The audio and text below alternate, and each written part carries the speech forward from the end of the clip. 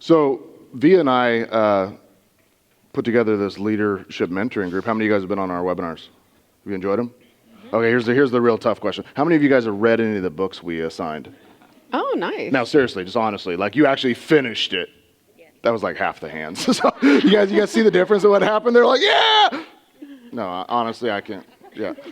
By the way, that's a good leadership lesson. If you ever want to see if somebody's lying, just re-ask the question. Is that true? And then stare at them. And if you want to be really tricky, turn your head like your dog does. Is that true? Because then they cannot lie, right? You're looking into their soul. That's a secret. That's a leadership or like an FBI like profiler question? Yeah, that too. Okay, so we're going to do a little thing today. We're going to talk a little bit about leadership. And Via's going to walk us through a bunch of questions, some things that I think stand out and have helped me in my career in leading people. So let's talk about what a leader is. My friend Chris Suarez yesterday said that John Maxwell defines leadership as somebody that has influence. And we didn't like that definition because it just doesn't fit for us. Like, leaders instill action. Leaders get people to follow them. You know that they're a really good leader because you look at that person and they got a lot of people following them. And then you look at the people following them and they've been following that person for a really long time. So when you're thinking about, hey, is this person a good leader that I want to follow? Just ask that question. How many people follow you?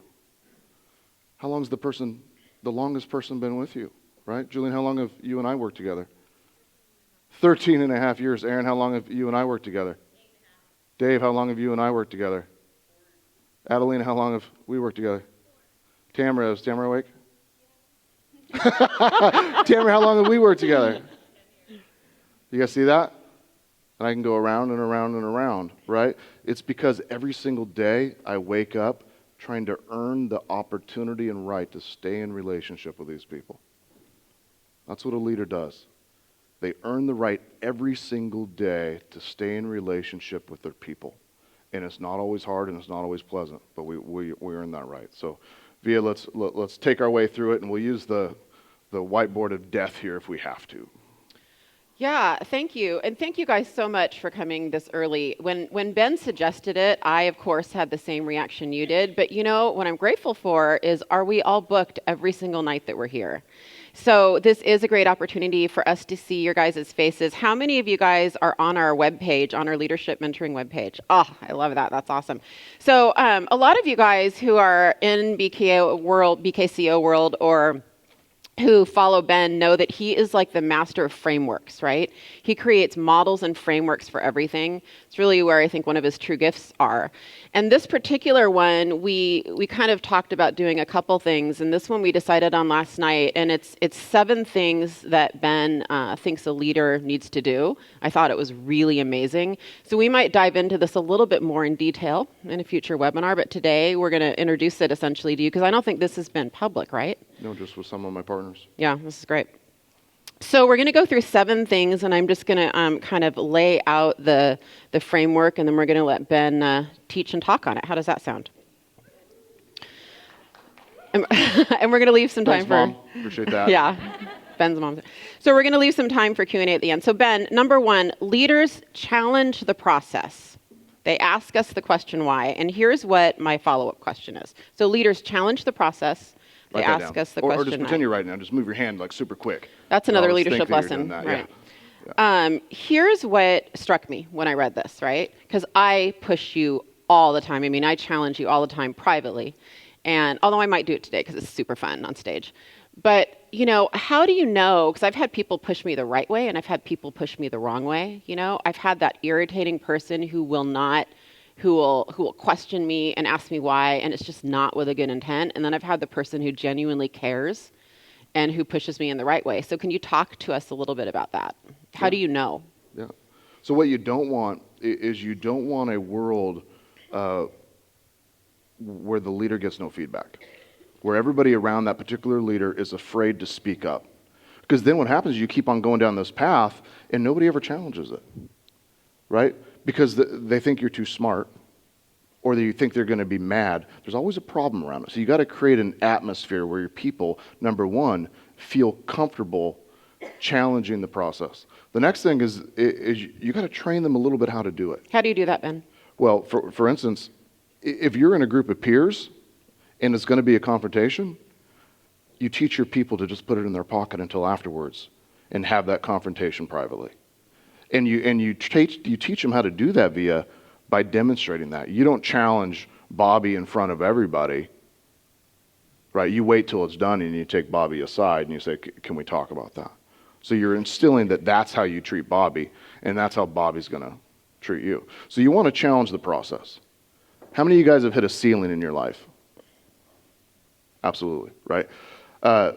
So on July 7th, I just got done with an amazing meeting with a new partner of mine who I'll introduce today. And I was driving to the freeway, and I looked at my watch. It was 8 o'clock. I could have got home at about 11:30 or 12. And I thought, I'm going to turn left here. I'm going to drive for 3.5 hours. I'm going to get home. It's going to be midnight. And I get up to the freeway, and I turned right. I didn't go left. I turned right. And since July 7th, I've been driving right. True, Sue? I drove through Bellingham, or through Washington, through Idaho, through Montana, through South Dakota, right, all the way to the East Coast. And it turns out you can't go any further when you hit the Atlantic Ocean. So then I took a right, and I headed south through New Jersey and all the way to Charleston. Yeah. And then I'm like, I don't want to go to Florida. Anybody from Florida here? So you'll understand why, right? So then I took a right, and then I ended up here.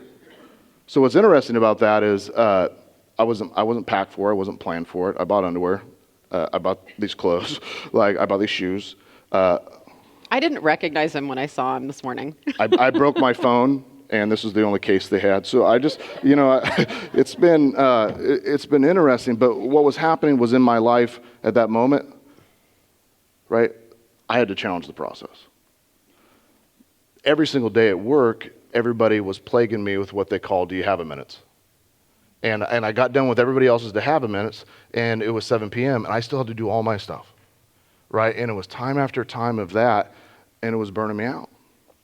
And I was not eating good, and I had a variety of other challenges, and I just needed to fix it. So what I did is I decided to challenge my own process and go right instead of go left. To me, going left is doing the same thing over and over again and living in that rut and living in that cycle. Sometimes you got to go right. Right? You want to think, how do you challenge what you've always done so that you can get different results? Does that make sense? You really want to be diving in and figuring out, what can I do different? Just ask yourself the question. What could I do different? Now, what you don't do is you don't go back and blow up the entire thing. You just change one thing. See how that goes, then you change another thing. Sometimes people go back and they say, well, and they just blow up their entire business and they start from scratch again. You don't do that. But you just start changing things. What do you think? I think it's fantastic. So I have a nickname for this, and it's #RoadTripBen. And I actually love Road Trip Ben because I get more time with Road Trip Ben than Bellingham Ben. So it's good. Well, in those 40 days, I read 40 books. Wow, did you? Yeah, literally. Did you read any of It the was ones 40 I sent like you? a week and a half ago. I sent you like 2. Are you just saying that? No. I don't remember what they were, but I'm pretty sure I did. I'm pretty sure you didn't.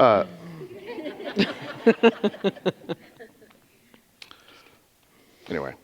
So I wanted to challenge things, and I want to change things. And I want to add something, too, for all of you guys in the room. It's so funny. I never know what to call myself. Like, if there's a leader and who are we? We're not a follower. Who are we? Anyway. You're my partner. Yeah, okay.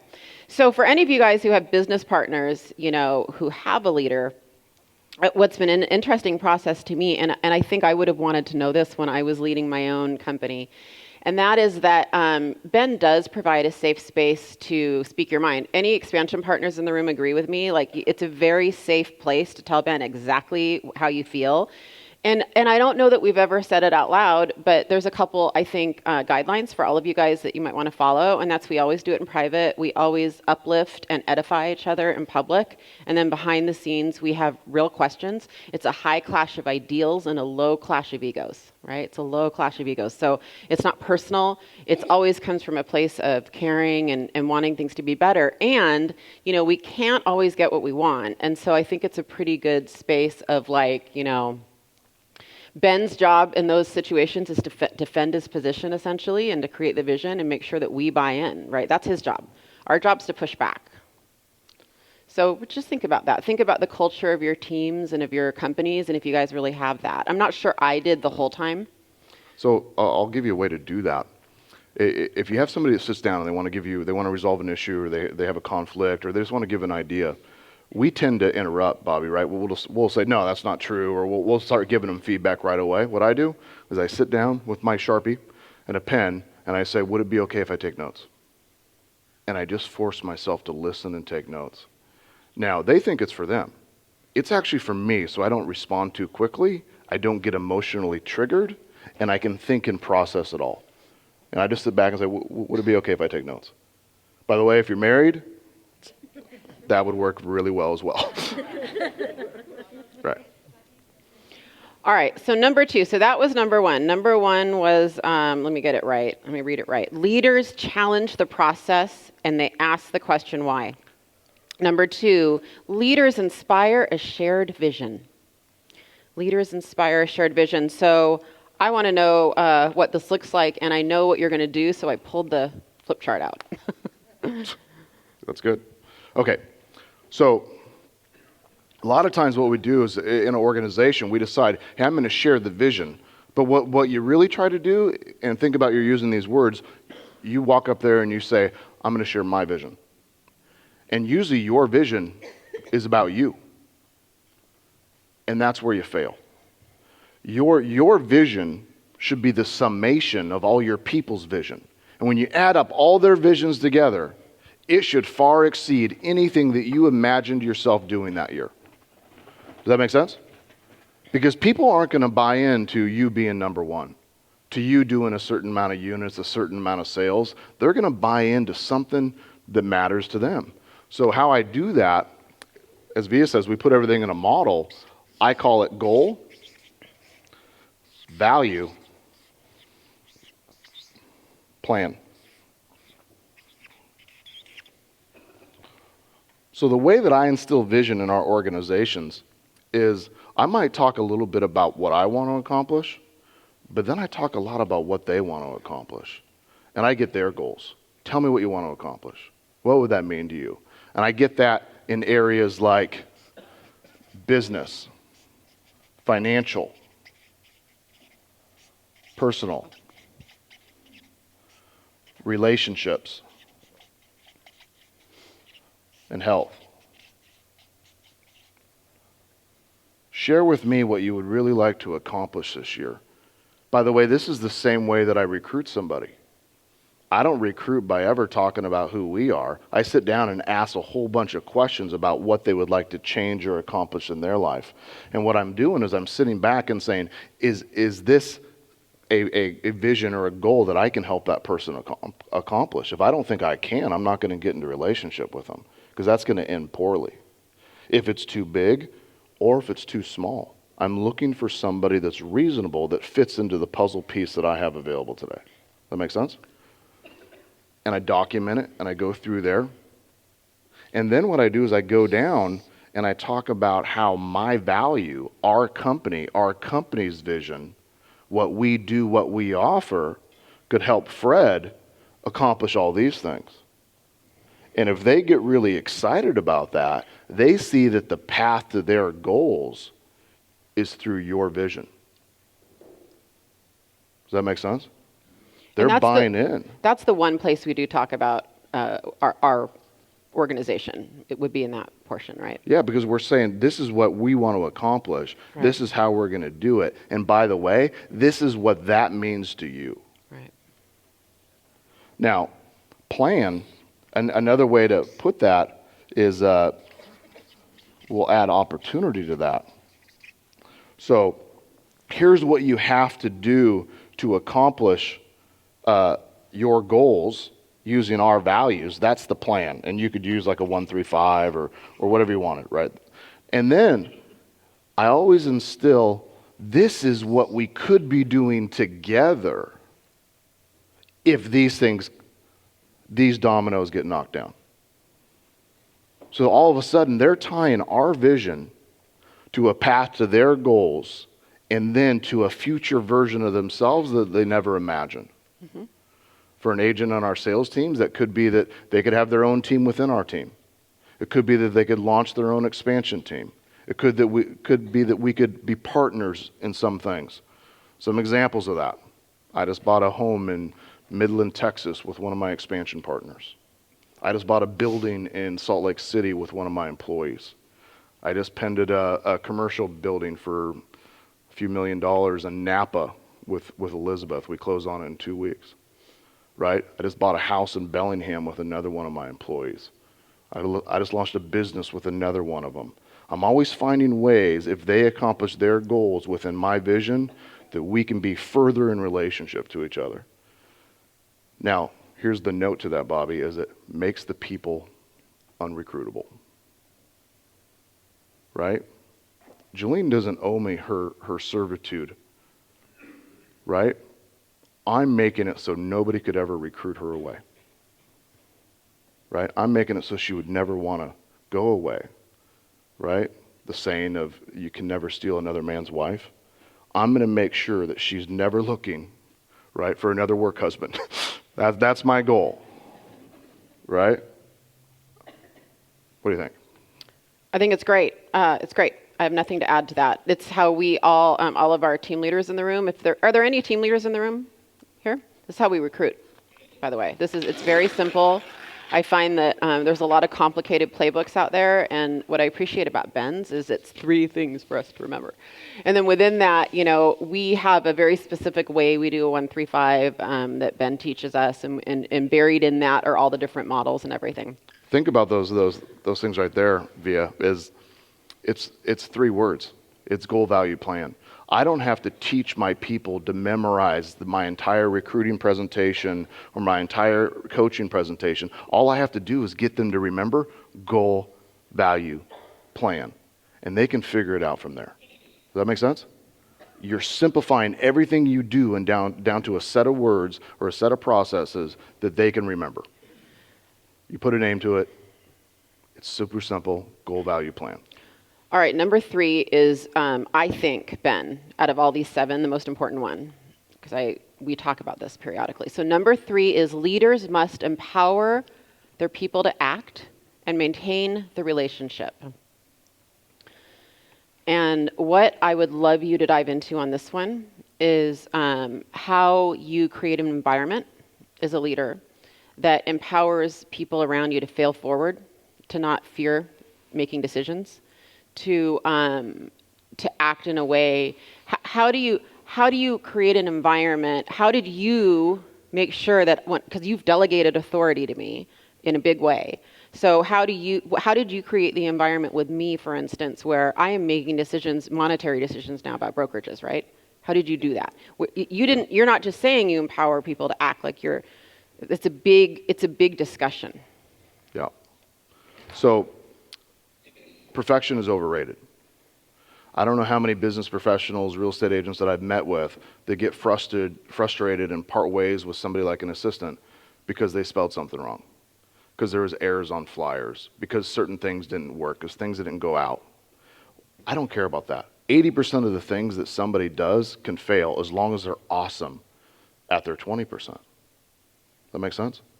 And the way that you create that kind of safe world is you don't reprimand them when they make a mistake. You call them out and talk about it, Jason, but you don't beat them down. You just say, you know what? It happens. What can we do to make sure that doesn't happen again? Right? Jolene and I have made a lot of mistakes together over the years. Right? She's been very tolerant of me. I haven't had to be that tolerant of her. Right? But you don't get mad at those things. You just need to sit down and say, great, write this down. What in this situation can I change? What in this situation can I change? Because the number one thing you can't change is you can't change the past.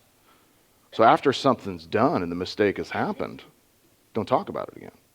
There's nothing to talk about. You can't change it. So spend all your time and energy working on what you could do better going forward. What you could do better going forward. So you want to create that atmosphere where people are bought into the relationship. Well, and that also reminded me of an exercise you gave me. So I had a temporary assistant, I'm hiring a permanent assistant now, and so, I don't know when it was. Ben and Christy and I sat down together 3 or 4 months ago, and I'm like, I need help. And Ben's like, all right. Write down everything that you have to do, and then rank it, and then take out the top 20%, forget the rest, and hire to the top 20%. Don't hire to the bottom 80%. How many of us write a list of 81 things, and we feel like we have to hire the unicorn that does, 80 of them, right? Me. the old me used to do that. So if you hire to the top, like Ben, when Ben hired me, he was not under any, you didn't think I was going to be in charge of details ever. Like you didn't think I was going to, be in charge of logistics and flip charts, Trixie. Thank you for the flip chart. Did you bring this? No. Oh, no, never mind. You never would think that, ever, because I'm horrible at that, right? Thank God, by the way. So why do we do that? Why do we hire to lists of 81 things when in reality it's really if they can dominate 10 things and that 10 thing is my 80%, who cares, right? Who cares? So I just think that there's really simple frameworks and exercises that we can do on that. Speaking of which, number 4. Well, literally, as Vija said, that's what you do. You write it down. What are the 20 things that I want this person to do? Then you take the time, Jamie, you put them in order. 1 through 20, and then you just cross out everything below 4. Because everything below 4 doesn't matter. Well, I didn't cross them out. I do.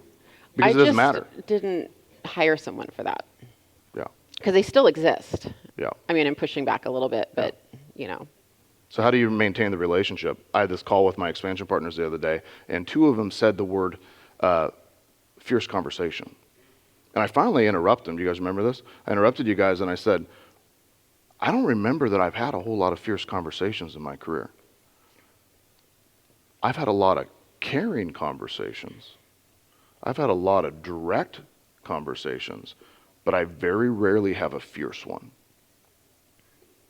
Right? Think about in the world of relationships, if you push somebody, what do they traditionally do? They push back. And when they push you back, what do? You push back harder, right? Our wrestling coach used to sit us down. Did you wrestle, Bobby? No. Okay. So a wrestling coach would sit us down face to face, and he'd be like, all right, slap the other person's face. And we go like that.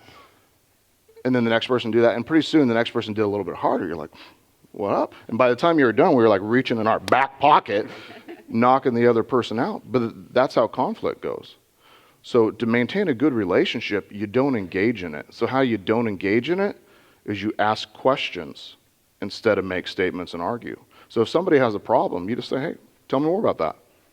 Well, how'd that make you feel? And you just keep asking questions so you actually don't engage in the conflict. Then you don't have to have a fierce conversation. We have a caring conversation. When they get it all out, most of the time that's all they needed to do, Jody, was just get it off their chest. Then you can have a more direct conversation and stay in relationship with them. Well, and Ben, that's when we would go into resentment circles, right? That's exactly it, and it's another framework, right? And just to pepper that in, almost everything we talk about, I would say in general, and certainly today, we have a framework for. We have an internal company-wide framework for. So ask yourself the question, do I have a framework for conflict in my organization, right? Do we have rules, on Vija Group, we used to have, it was a joke, but it was real. We used to have a safe word, no joke, but it was fun because it was if someone was really upset and not joking around, and sometimes there's a blurred line. I don't remember what the word is, but we would say a word and we go, we need to go outside and take a walk with that person, right? And we had a way to settle conflict. We had a framework behind it. I think that's really important. Number 4, which is perfect for this, is leaders model everything, model principles and model their foundational activities and actions and what they're accountable for, and they simplify everything. And right? they simplify everything. Yeah. Remember, everybody complicates things. And then when they complicate things, they take no action. So you'll hear me say often, that people complicate things to justify their inaction. So if you or people in your organization are not taking action, most likely it's because it's too complicated. So your goal should be to remove complication. Complication freezes you. Simplification puts you in action. Make sense? Does that come naturally? Does anyone here want to overcomplicate things? Perfect. Good. That's So a spreadsheet. Yeah. Oh, I love spreadsheets. Don't even go there with me on that. That's an org chart. Yeah. That's like a 74-page manual. Okay, so here's the deal. For, Mr. Master of Simplicity is one thing. Can I share with you some hacks I have where this doesn't come easily? So for all of us challenge people in here. Here's what one of the biggest lessons Ben taught me this year, and I literally use it every time I coach somebody. In fact, last night I was at anyone here at the Amplify party last night?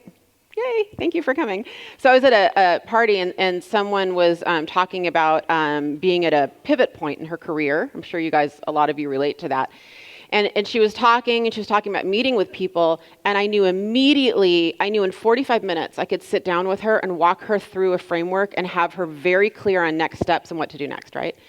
And that is because Ben taught me, I think when we overcomplicate things, guys, we're looking at the peak of the mountain and we're getting super overwhelmed. And he reminded me that we have base camps. So there might be 4 base camps on the way to the mountain. And by the way, the peak might change. We might decide to go climb another mountain, but we choose a North Star.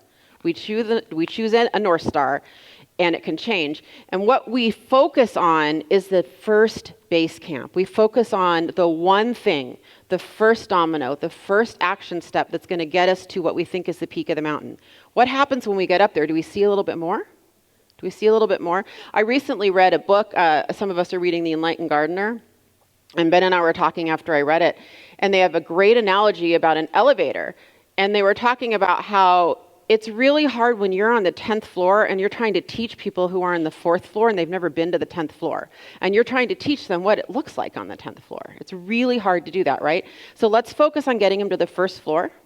And then when they get up there, they can see a little bit more. And then they're a little clear about what to do to get up to the 2nd floor. And then they're a little more clear. And stop focusing like I did on the 10th step. And just when you're coaching and when you're talking to yourself, focus on the next step. Make sense? That concept, you guys, is a game changer. It's been, I think it's one of your best growth, because I've seen you grow through that too. Here's the thing.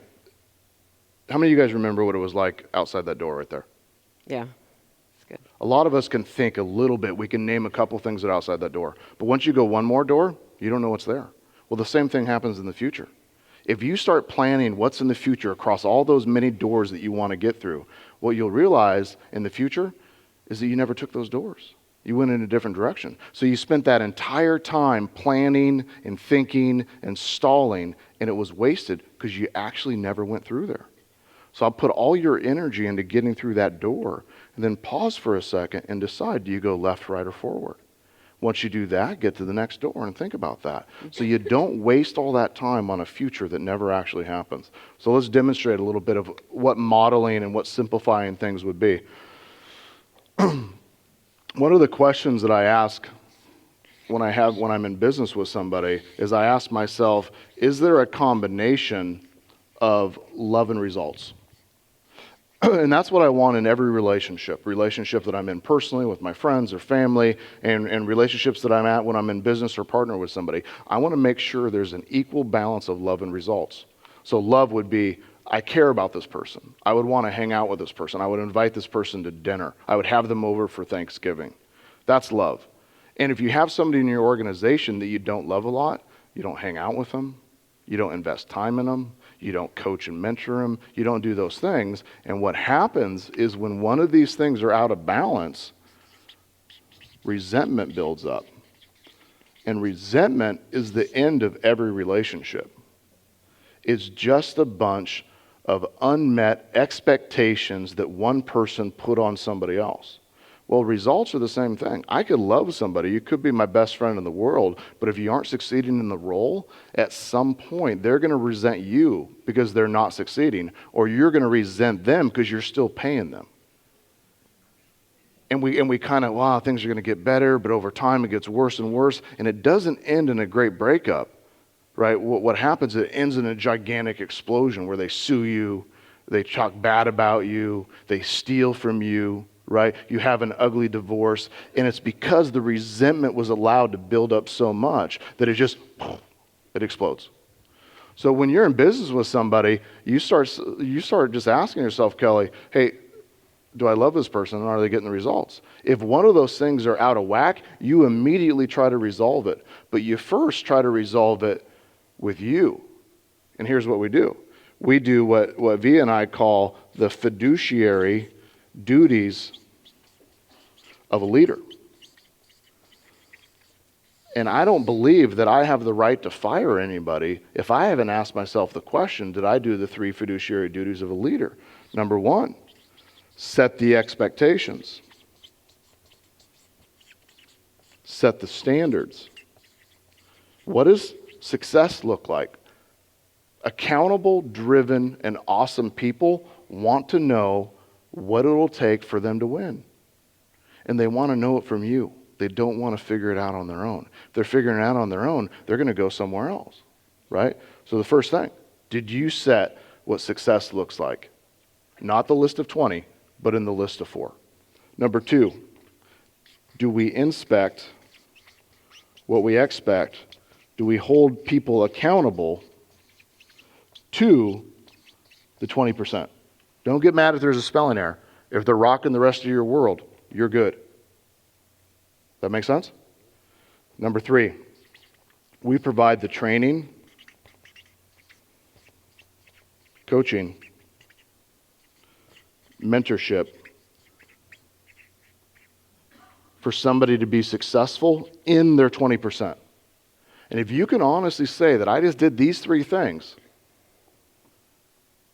then you did a good job as a leader, and you can part ways.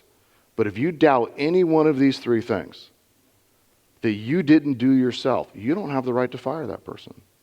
You need to sit back down and say, we need to revisit this.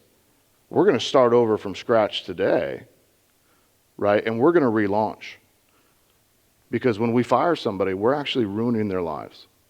So I ask myself first this. As I go through this, and I realize that there's something I could have done better, I'm going to sit down with that person, and I'm going to go through what are their goals, what is my value, and what is a plan to get them back on track to be successful. If I can't resolve that, if I can't resolve the resentment that's here, I jump into this exercise called resentment circles, where I resolve the conflict.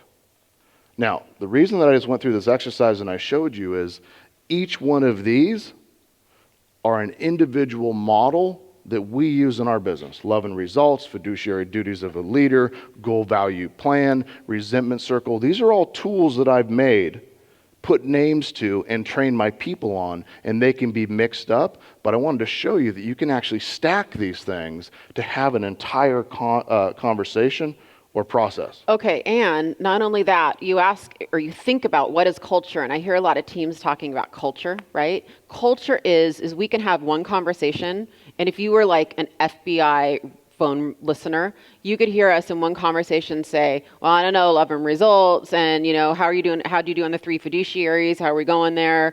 Yeah, I went through goal value plan and da da da da da, and we we did resentment circles the first time. We're going to do it again. You could hear all of this in one conversation, and we know exactly what we're talking about.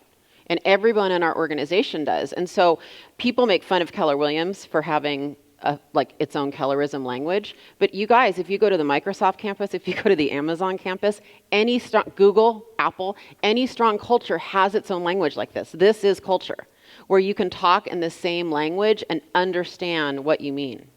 And it's unique language. And when people see it and they see it's working, they actually want to be a part of that culture, right? We're creating a culture because we're creating model systems and words and languages and names for all these things that people want to be a part of because they want these tools to be successful. And my people will often come to me with a problem and say, how would you resolve this? And I'll say, did you try one of these? And they're like, no. I'm like, why don't you try that? Right? hey, do you have a good script for this? Yeah, I have a great script for that. No, I looked all over in the script book. We don't have a script for that. Oh, I promise you we have a script for it. No, I just looked the entire folder and we don't have a script for that. I trust me, I promise you we have a script for that. And they're like, well, what do you mean? Well, the question was, what do you say to somebody that's when they're door knocking? Use one of our scripts. Well, we don't have a door knocking script. We absolutely do. We could use the sphere one, which is, hey, what are your real estate related plans for the year? What are your real estate related plans for the year? Or you could use the two things script. Here's what I found is that when I've been talking to people in this neighborhood, they usually have one or two things they're thinking about. One, they're curious what their home is worth because they're thinking about selling. Or two, they're curious about buying or investing. Which one are you? And you can use that same exact script if it was an internet lead, if it was a sign call, if it was an open house, if you're door knocking. You don't need a million things. You need 5 things that you can use at any time that you can pull out of your pocket, right? And you know. That's the problem with the gigantic script books that have all these long dialogues and conversations. They're great for role playing, but you don't remember them. I want you to remember the chunk, the most important piece, that simple set of words. What are your real estate related plans for the year? Those simple one-liners that are so powerful. Want to go to the next one? Yep, number 5, leaders enlarge the heart. So what you want to do is you want to create a relationship with your people where they would never want to leave, where they'll do anything for you. And that comes first from you. So let's, who has the mic? I do. Who wants the mic? Right. So Jolene, what have we done in our organization, or let's start with me personally, that would make it so you never wanted to leave? I'm glad I had coffee this morning. Everybody say hi, Jolene. Hi, good morning. Ben, I think it started with, in the very beginning, the things that you shared with me. Your vision, you shared that first peak, like, hey, we're going to this mountaintop, right? And it was the one that we could see, and it was pretty big. And every time you shared a vision or a plan, we got there. And so that started building my trust. And I knew that when you said we're going in this direction, there was no doubt in my mind that we were going to go in that direction. But in the beginning there wasn't there? What's that? In the beginning there was that doubt. There was definitely that doubt in the beginning. Yeah. Yeah. She didn't tell it to me, but what were you thinking? Well, I mean, I didn't laugh in your face, but I laughed in my head. Because some of the things that Ben said were really big visions, and he was a big visionary, and yet we were so small at the time. But it didn't matter how large or small it was. He always made it come true, or made something similar come true. And it instilled that trust in me that, hey, this is a leader that is a man of his word, and that's a person that I want to be partnered with, indefinitely. And it's always remained that way. So it hasn't changed in 13 and a half years. So what have we done specifically to earn your trust or to enlarge your heart? An example that you might give? Or that you do for your people, either one. Gosh, there's so many examples. I mean, I think a big part is that one of my missions was to invest in real estate, and you helped me do that, through partnering with a couple commercial buildings with you. You brought me into that, so that was really big.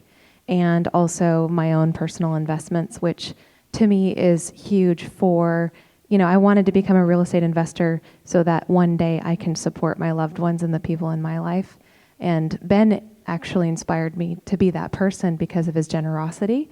So for me, my whole life's planning is around what I can do for other people in their senior years. And I know that my real estate investments are going to help accomplish that. So that's a really big part of it, Ben, right? Is you help me get there. And that's one of the big reasons why I stay. We've had a lot of conversation along the way. It's not always about me doing things for Jolene or me giving the money or any of that kind of stuff. It's about me being in that partnership. So she's willing to say, hey, Ben, I'm thinking about making this investment. What do you think about this? What would you offer? How would you structure that? Hey, I'm thinking about doing these own things for me and my family. What would you do? She brings me into that conversation as a partner. Right? So Jolene, Did Ben inspire enthusiasm about real estate investing? So you said, is he the one that sort of planted that seed and got you excited about that? No, And then he became the person that helped fulfill that, I'm hearing, but no, it was my own your excitement. own. It was the thing that I wanted to do, and he took the time to listen to it and then support it over the years. Yeah. Right? And I feel like every person's big why is so different from the next person's. Yeah. Right? My big why of investing isn't the same why as other people in our organization. And yet I think Ben sits down and listens to each person's it's like the most important thing in their life, and then is on that journey with them. Yeah. I mean, I had this wild idea a couple weeks ago of buying a house on an island, and Ben's like, well, let's go look at it. I'm like, well, it is kind of a wild idea. But he's open to listening to it. Plus, he was road trip Ben, so that wouldn't have worked very well. The other thing I'm hearing, and I've heard this story before, but it's interesting, like hearing it with the filter of this context today. The other thing I'm hearing, Jolene, that I've never really picked up before is that probably in your head in your early 20s when you went to work for Ben, I'm guessing you might have been saying, you know what, I don't know if he's going to get there, but he's going to get to the first base camp, and that's good enough for now. I mean, because at that stage in both of your careers, it was probably fine. You're like, look, even if this is a couple years, it's going to be a fun gig for a couple years. And then I'm guessing once you got to that second level, which I've heard you talk about before, whatever that unit count is or whatever that level is, I'm guessing you're like, well, okay, we're at least going to get to the next level. We're getting there now. I still am hearing this theme of the base camps, right? Where there was a vision shared, and then you guys rolled up your sleeves and got back to work and went for that first base camp. And then when you got there, you went for the second one. I mean, it was dominoes, right? And then as you grew together through the dominoes, all of a sudden you're at a summit. And then you're like, well, we're going to go look at this summit now. Now we're going to go look at this summit. Well, and if anyone's read the 4 agreements, one of the agreements is to be your impeccable word. Yeah. And that really stuck with me because Ben's been that. And that to me is huge in a leader. And Ben didn't have to become, a real estate mogul for me to say, Yeah. I want to stay with you. It was about being of his word, and that could have been anything. Yeah. And just allowing Jolene to succeed and fail. One interesting leadership lesson was at one point I realized that Jolene and I shared a 10 by 10 office for the first, I think, 10 years or straight. It was Jolene and I, and then it was Jolene, I, and Aaron, and it was Jolene, I, Aaron, and Tiana in this small little office. We've always shared offices, still share an office with Aaron today. And we were close all the time. But people would come in, and I had said, Jolene's going to run the team, but they would come in and they would ask me, or they would ask her, and I would butt in, right? True. So I woke up one day, and I just said, I'm going to kick myself out. The first time I did that, I just called Jolene and said, I'm not going to come back to the office again. She said, today? And I said, no, I'm just not going to come back for a while. I'm around if you need me, but I literally did not come into the office for 30 days. Was that his first road trip, Ben? I just stayed home, though. And then the next time was, I just kind of moved my stuff. And I think Jolene felt that I left her alone or I abandoned her in some way, but I actually was just letting her become the person that she was to become, right? Because my influence and my tenure in that role was stopping her from becoming that leader. I had to kick myself out. I didn't want to leave, right? She's a great roommate to have in our little office, right? She hates my music and my art, but besides that, like, we have a great... True? Yeah, very true. Yeah. What's next? Leaders resolve conflict. Ooh, leaders resolve conflict.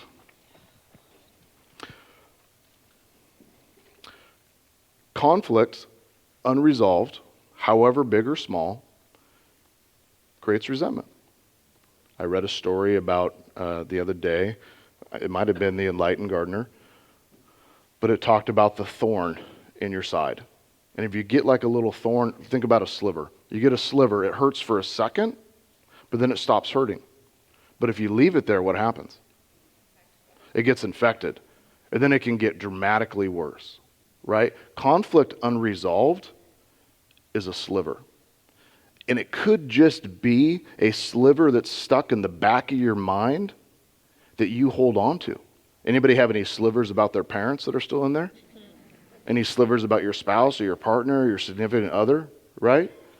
Any slivers about your partner or your boss, right? And over time... Are you asking me? No. Okay, good. Over time, those things Just build ask. up and they create an infection, and it can poison the entire body. So leaders resolve conflict fast. And it's something that I've had to work on personally. What I would do instead of resolving conflict, I would just come in a different door of the office and walk around those people so I didn't have to see them. That's sometimes not horrible, actually. If you're going to emotionally... No, I do it for months, though. I mean, it's not a bad thing to do on for a months? day if you could, you know what? I just avoided them. I had like my Batman escape, and I spin down I would just get out the bat door because I didn't want to deal with it. But that doesn't solve the problem. It just makes it worse. It allows it to compound. So leaders resolve conflict by addressing things immediately. It's a way easier conversation. And you'll see me model it now when Julian says, this person just did this. Great. Get him on the phone. Call him in here. Let's talk to him. Right now. Right now? Yeah, right now. Because it's not even that I care about that person. It's I don't want that person to steal from Julian's mind and heart for the rest of the day. Does that make sense? You ever had an issue unresolved that stuck in your head and your heart the entire night when you're at home? That basically stole from your family, your kids, your night, your evening, whatever that might be, right? That's because you didn't resolve it. I had a friend message me last night. She said, I'm so heartbroken this thing happened, and I can't believe it, and I just deleted my Facebook account, and we were best friends, and blah, blah, blah. And I said, great, you want some advice? And she said, yeah. I said, send this message. I'll read it to you. I like giving real life things.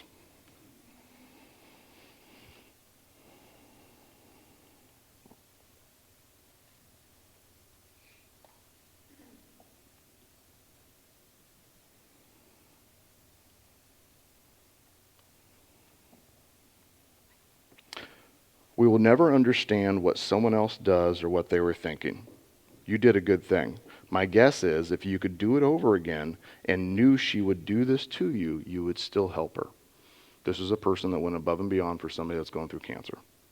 And this person got really offended by something and the relationship blew up. So I asked the question, hey, if you could do this again and you knew that you guys would end not friends, would you still have helped her going through this situation that she's going through? She said, yeah, I guess I still would have. Great, then don't regret it. Next. Lastly, forgiveness is the most powerful thing you can do. Send her this. I'm sorry things ended this way. I want to apologize for whatever I did, and I want to forgive you for whatever you said or whatever you did. I'm moving on, and I will keep you in my heart and prayers. And her comments are, well, I didn't do anything wrong. It doesn't matter. She thinks you do. It's time for you to apologize. And you're apologizing so you can stop thinking about this and you can move on. Does that make sense? Remember, forgiveness is very much a selfish thing. It allows us to let it go. There you go.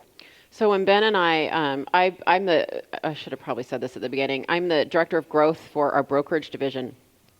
And I'm 11 months in the job, which means this time last year, Ben and I were finalizing conversations and negotiations about the role. And I remember when we, I don't know, anything about us is formal, but when we formally, verbally came together, I remember I am always prepared, so I came prepared to do the expectations dialogue. And for all of you guys who have taken CV, you know what that is. How do I win with you? And I knew that if I used that language with Ben, he would throw something at me. So I'm like, I can't use the CV language on Ben, but I've got to do the expectation dialogue, right? Because I need to.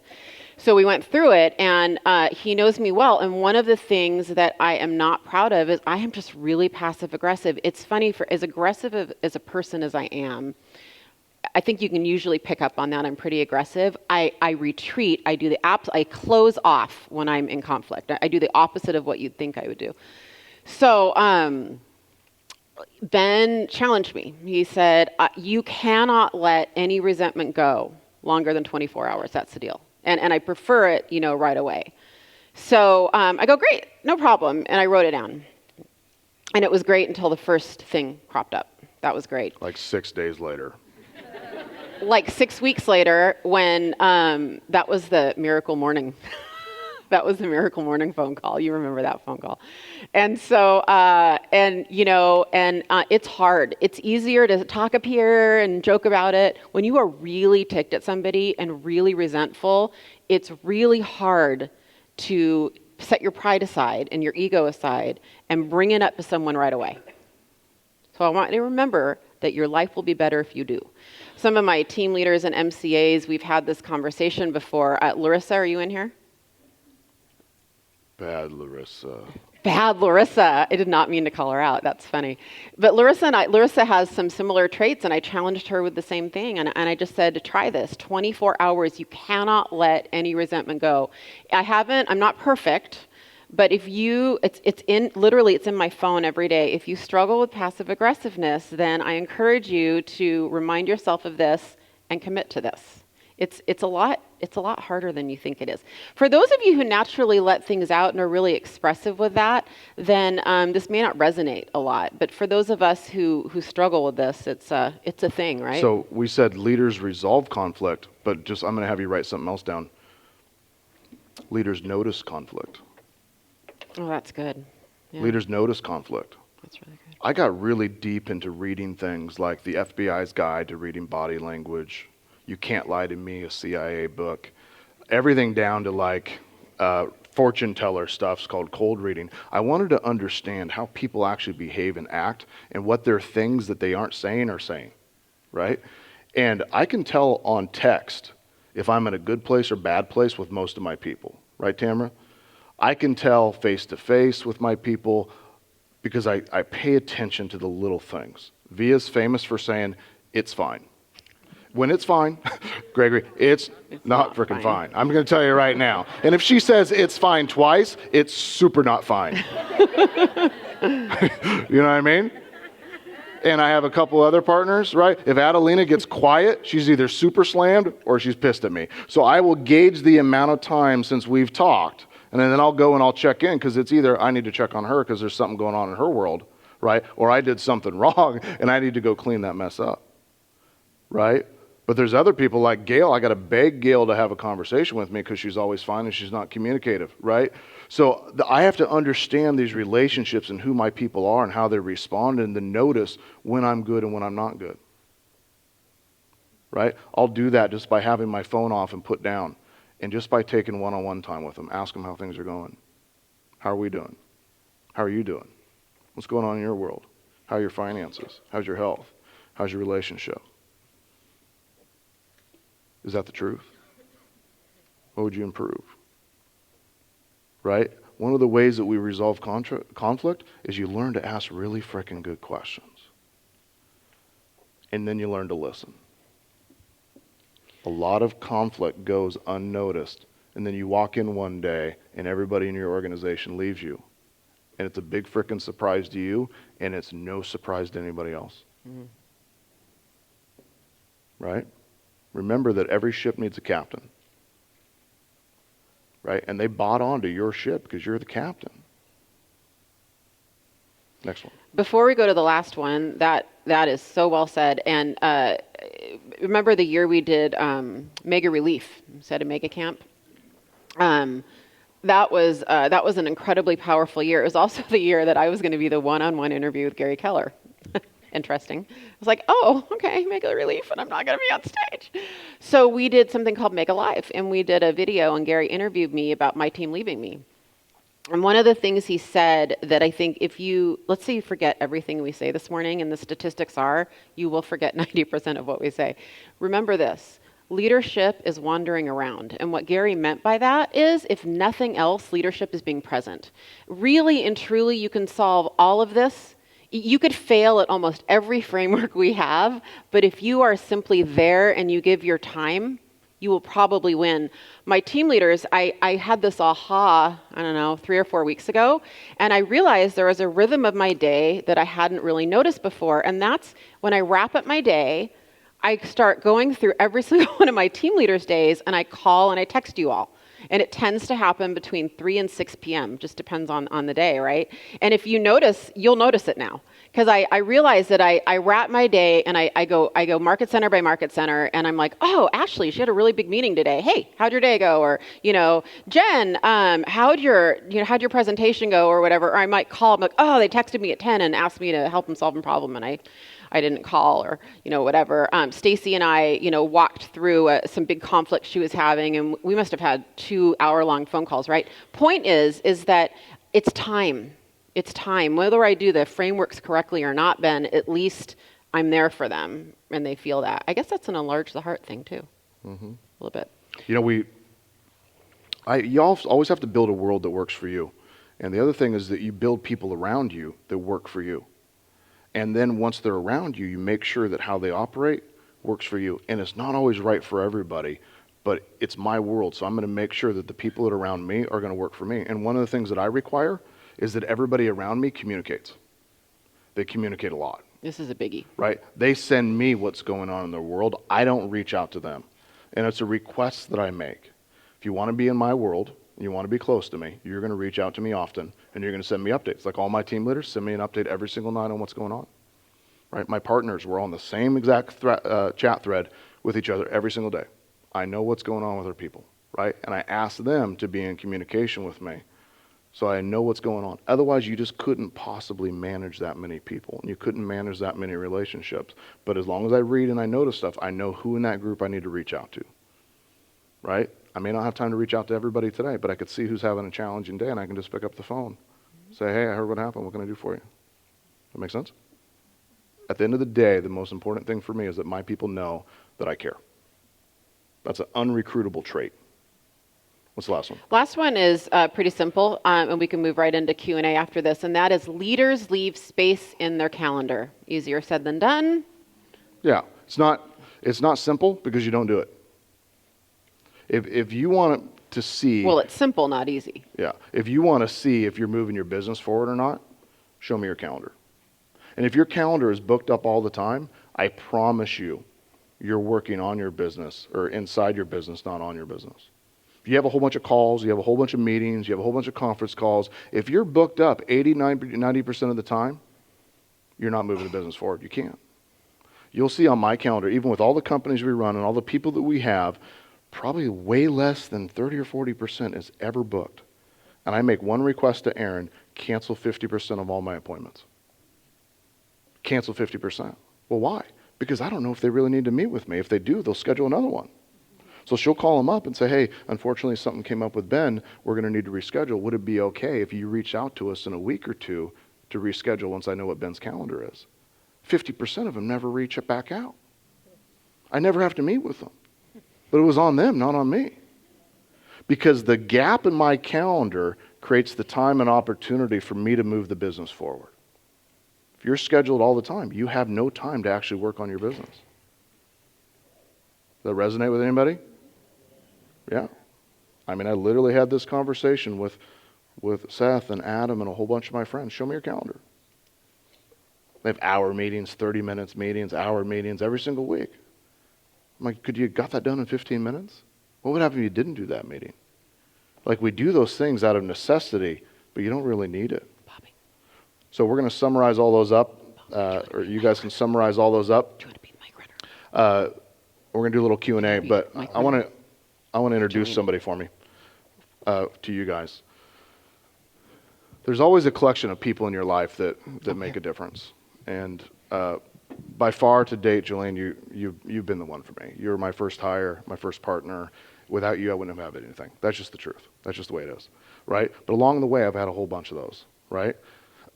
Tamara and David and Ross and so many of our people, like they've just allowed us to get to where we've gotten today. Adelina, and that's the foundation, is having really great people. And I promise you guys, I wake up every single day trying to earn the right to stay in business with those people. I ask myself the question every day, what new value can I bring to my people today? That's why I listen to a podcast or I read a book before I go to work. That's why at night I read, because I have to be able to answer that question. What new value can I bring to Jen today? Right? I have to be able to bring value because the people will follow you to the extent that you can bring them value that helps them accomplish their goals and their dreams. I've only had one coach in my entire life. Only one coach. And I've had a mentor. Gary's a mentor, but Gary doesn't meet with me on a weekly basis. I've only had one coach. And this person joined my life 10 years ago and set the foundation for the business that I have today. And she is by far the most amazing real estate coach that you could ever meet, because she doesn't talk to me about real estate stuff. She doesn't talk to me about holding me accountable. She consults me into being the business owner that I want to be. And she's a new partner of mine. And I just want to introduce you guys, because she'll be at the Brivity booth this week, and I want you guys to just stop by and just say hi to her. Debbie, will you stand up so you guys can see her? She's beautiful and amazing. Debbie DeGroat. You want to run the mic out? Ben? Do you Debbie, want the mic? Debbie, Do you want Debbie to have the mic? sure. Why don't you introduce yourself real quick, Deb? So Deb worked at the Mike Ferry organization for how many years? 13. 13. And when you joined Mike's organization, how many clients did he have? 1,000. 1,000. When you left, how many did he have? 3,400. 3,400. And your role Actually, there? we did that in 18 months. Wow. Your role was what? I was in charge of coaching. I ran Coaching. the company. And for the last couple of years, you've been running your own coaching company. Right. So when I left Mike, I had a 2-year non-compete. And so I knew Tony DeCello very well. It worked for me as a coach, with me as a coach. So I came to MAPS, and that's where I met Ben. So I told Gary I'm going to do 2 years here, and then I'm going to go launch my own custom coaching and consulting. So I got to coach this one right You here. did, I know. You were my first maps coach, actually. Yes. The best The, script I ever yes. learned Kelly, from was you. anybody else in this room coached by Debbie? Hi, my dear. Good to see you. Drew, you were as well. Did you? Yes. Drew Lee yeah. over there. Hey, Awesome, awesome. How are you? Yeah, I got around. I have to say, though, by far, the most challenging person. Talk about trying to stay one step Isn't ahead. he? It's amazing that Goodness. he's, yeah. Yeah, Yeah. Debbie, she says that, but she is the hardest working woman and man combined that I've ever met in my entire life. And the only person that's second to you is probably your daughter. Yeah, Taylor. Yeah, 'cause- Taylor's the president of my company. She's the mini Debbie. Yeah, they I work love so it. hard. So just out of curiosity, what would you add to the list of things that you see that leaders do or should do, or you see them failing at, because you've coached so many people? How many coaching calls have you done? Well, over 80,000, we lost track. So Wow. for the last 20 years, and there are many of those weeks I coached 80 people a week, so a lot. I think just being really self-aware. Like I'm sitting out there listening to you and taking, just note after note after note. I'm thinking some of these things I do really well, and some of these things I do not do well, which is one of the reasons why you and I chose to partner, because you do a lot of things well that I don't do well. And vice versa. Yeah, I'm like the chop, chop, chop, and you're more relationship. So, but I think being really aware of your flaws is helpful. And I've coached a lot of people who are not really aware, and they leave a path of destruction in their teams and in their life. That's a massive statement. One of the biggest elements of emotional intelligence is self-awareness. And it's where a lot of people are blinded by that, and it screws up a lot of businesses. I think it's hilarious that you just described me as slow moving, because a lot of my people would say that I move so fast, right? You're just really No. calm. No, but she moves so much faster than me. That's my point, right? Yeah. We talk for 30 minutes to an hour, 5 to 7 days a week. And our sentences are like 3 words long. Yeah, yeah. I think I can sometimes read his mind. He can sometimes read mine. I don't know. I think the other thing, though, that I just thought of is I don't think great leaders or great achievers ever think they're good enough. Like I sit here and I listen to you, and I look at this list. I'm like, oh shit, I've got like 80% that I'm not doing right, and just never thinking that we've arrived. It's why so many people are unhappy in business, and so many people are unhappy in life, because they always feel unsatisfied, because once they get to whatever goal, they accomplish it, and they look around and they say, now what? Michael Phelps, when he won the Olympics, depressed afterwards. The astronauts, when they go to space, depressed afterwards. High performers, business people, they're all depressed after they hit the goal because they make their whole life about that goal instead of about that journey. Well, and the journey is the learning, right? I think the mastery. And that's why I'm like, okay, Ben's got to recommend more books to me. You know, and I always tell my team leaders, I mean, they are tired of me saying this, but I fiercely attach to the action, not the outcome. I used to fiercely attach to the outcome, and that's when we talk about that summit, right? And now I fiercely attach to my activities every day. I take that energy, that pent-up energy that a lot of us feel that are highly driven, and I now attach that to activities. So I judge myself on my activities, not my results. Big deal. It's a really helpful way to, I think, to conquer that mountain, to live this journey. It's really trite to say, oh, you should focus on the journey. It's hard to when you're highly driven. So take that energy and now focus it on your daily activities and judge yourself that way. It's like a hack. So I know that you have some appointments today. What time will you be around the Brevity booth today and tomorrow? I just have to go do coaching calls between 1:30 and 4:30. Okay, Other so- than that, I'll be at the booth. So, Yeah. So up come until by, about 1. introduce yourself, say hi. It'll be some of the best minutes of your guys' trip, I promise. So, Deb, welcome to the world. Thank you, Deb. All right. Who has the question to ask? We'll give a couple questions out to you guys. So anything you want. Bobby's our mic runner. Ask via anything. This is the time period for that. I'm sure I'm the one they want to ask. Chop chop. We have 5 minutes. Any questions, comments? Ahas? Yes, and please. All right, Bobby, you're on duty. And we planned this for days that you were going to do this. So you said that leadership is being present. And so I'm just trying to wrap my head around that because so much of what we hear is time block, time block, time block. And so when you're talking about hiring, are you hiring someone to help you with, do you have someone in your world that can go take care of those things that where you get that gap space, where you get that? So you got to create emptiness on your calendar. Right. You can do that in 2 ways. One, you can leverage it out, and 2, you can just cross it off. So I try to get rid of things every day. So get rid of standing appointments, get rid of meetings, get rid of things that are on your calendar, and just test it. If it has a negative impact on you, add it back. But just try getting rid of it. The same way you do expenses. Go through your business and your calendar with a red, a yellow, and a green highlighter, and everything you do green you have to keep, expense or time on your calendar. Everything yellow you want to experiment with trying to get rid of it or doing it different or hand it off to somebody. And everything red you actually just get rid of.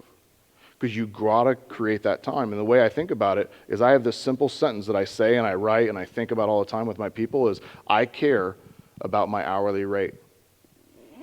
And anytime I'm working below what I believe my hourly rate is, I have to get it off my calendar. Because I'm stealing from my family, my friends, my business, my partners, and my employees when I'm not working at my highest hourly rate. So you got to find ways to get those things off. You can either write a check for it or just try not to do it. All right, so I'm going to pepper in here. That is great.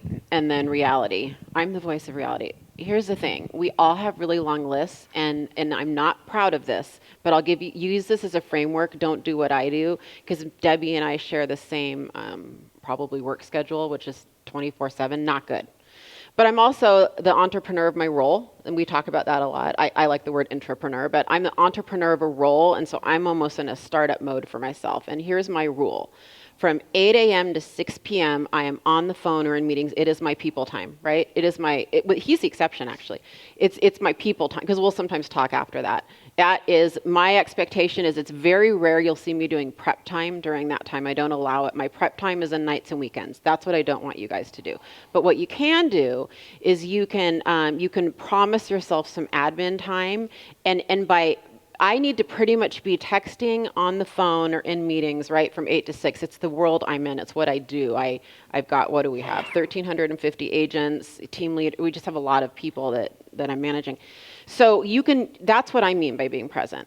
is just that they are my focus. I wake up every morning. It's like, how can I remove obstacles in their path today? How can I help them succeed? What does Stacy have going? What does Ashley have going, right? What is, that's what I mean by being present. It's just a constant awareness of my team and what challenges I can maybe help them with, or just encouragement I can give them. And what I'll do to piss her off is I'll reach out and I'll say, what are you doing today to grow my business instead of managing it? I wasn't the great manager, but I managed it okay without you. So what are you doing today to grow the business? Right? Parts of that calendar have to be done. Wait, that's when I got into the color coding, remember? Yeah, when I pissed her off, she picked up the phone and set 3 appointments with independent brokerages to come over to us that day. Yeah, but don't think that's the way to motivate me. Results talk. I don't know. So that's another hack too. I don't do it like regularly, but every once in a while, I've probably been stuck like 3 times this year. I'm just stuck. I'm not moving the needle. I can feel it. I'm accountable for growth, and like it's not happening. It's 7:45, and I'll proactively go and I'll start color coding. I have like light green is leadership recruiting, dark green is agent recruiting, yellow is coaching or whatever. And I will visually, if you're a visual person, look at my calendar and go, where did I spend time, or where am I spending time? And I'll adjust it. Not everything gets on the calendar because we do create space. Like I can be working 12 hours and you see 1 appointment on my calendar, So it doesn't always work that way, but it's helpful. It's probably not realistic for a lot of our personalities to color code our calendars, all the time. The biggest suck of your schedule is other people's expectations of you. And I've disconnected from it, meaning I don't have to respond to every phone call. I'll have 500 unopened texts when I open my phone here. I'm okay with that. I'm okay with not everybody getting a response back because I have to move the business forward. Even all the way back in my real estate career, people would call me like appraisers and ask me a question about a comp. I didn't call them back. The agents would call me and say, hey, I have a question about, is your listing still active? I didn't call them back. The frickin' MLS says it's active. Like, I keep it pretty up to date, right? I would do whatever I could to protect my time. Like, if the other agent was willing to sit in the inspection, I'd much rather them sit there because they're not doing anything anyway, right? I'd rather waste their time than mine. You know who the master is of this? Sue Adler. Sue Adler is one of the most focused people I know. Sue, you will ignore everything in she's a $200 million business? Ish? Something like that. Sue's been the #1 agent in New Jersey for how long? 10 years? Yeah. She's being humble. And she will literally ignore, we have a text thread that'll go to like 500 some nights, and Sue will absolutely not read it. She's the only one that won't read it because she is so focused. Yeah, and she doesn't get them. And she'll also take off to Antarctica for a month and let That's the right. business be okay. That's right. She's a really good unplugging. It's because she's focused when she's back. That's why. How she uses her time. Yeah. Well, I hope you guys had a good morning this morning. Hope it was worth your time. Thanks for coming. Thanks for coming.